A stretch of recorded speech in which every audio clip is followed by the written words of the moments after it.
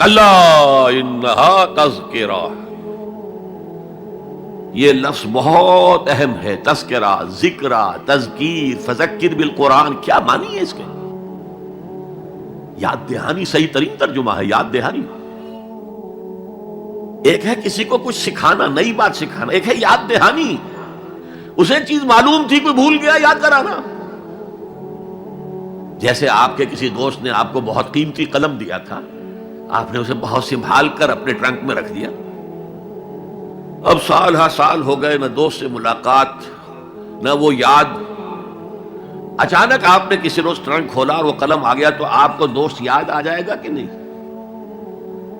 اس لیے قرآن آفاق و انفس کے لیے آیات کہتا ہے. ہم اپنی آیات دکھائیں گے تمہیں، نشانی جس کو دیکھ کر تم ہمیں پہچانو گے.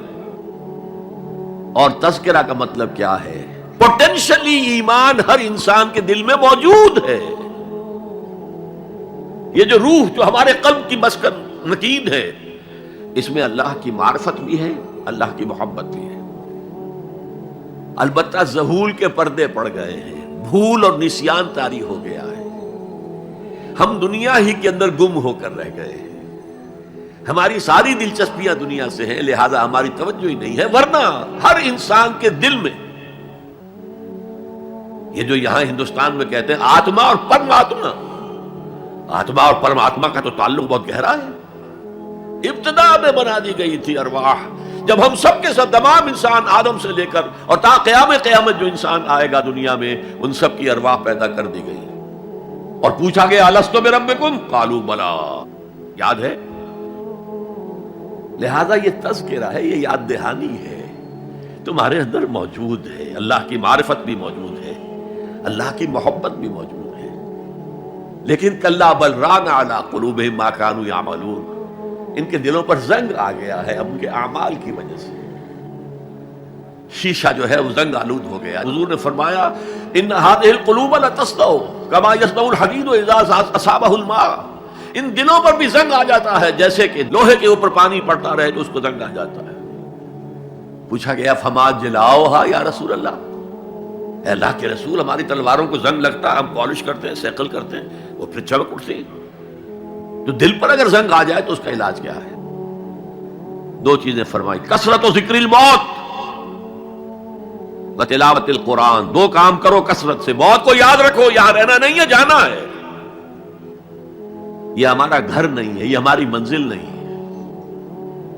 ہمارا اصل گھر جو حضور نے فرمایا انما الدنیا خلقت لکم وانتم خلقتم للآخرہ، یہ دنیا تمہارے لیے بنائی گئی، تم آخرت کے لیے بنائے گئے ہو. اس لیے حضور نے فرمایا کن فی الدنیا کانک غریب عابر سبیل، دنیا میں ایسے رہو جیسے راہ چلتے مسافر ہو یا اجنبی ہو.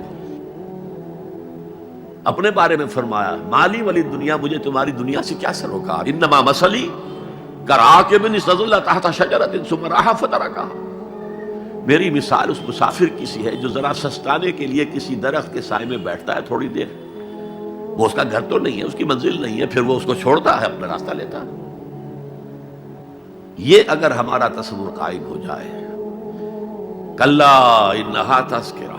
اب اس کے بعد جو الفاظ آئے فی صحف مکرمۃ مرفوعۃ مطہرۃ بایدی سفرۃ کرام بررہ، یہ جو قرآن ہے، جو تذکرہ ہے، یہ بڑے ہی انتہائی پاکیزہ صحیفوں میں ہے. فی صحف مکرمۃ، بڑے باعزت، مرفوعۃ مطہرۃ، مرفوع بلند اور انتہائی پاک.